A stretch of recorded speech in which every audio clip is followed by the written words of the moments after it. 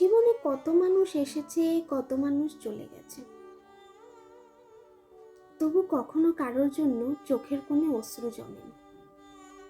তোমার কথা মনে হতেই কেন জানি চোখের কোণে অশ্রু জমে।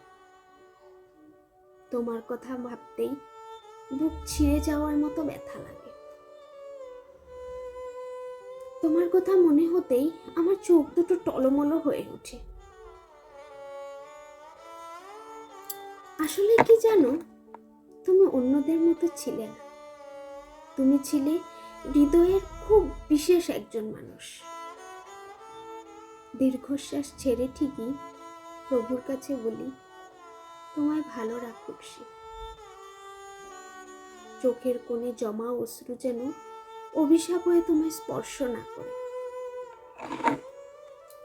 ভালো থেকো তুমি, নতুন কোনো শহরে, নতুন কারো বুকে, নতুন কোনো মায়ের।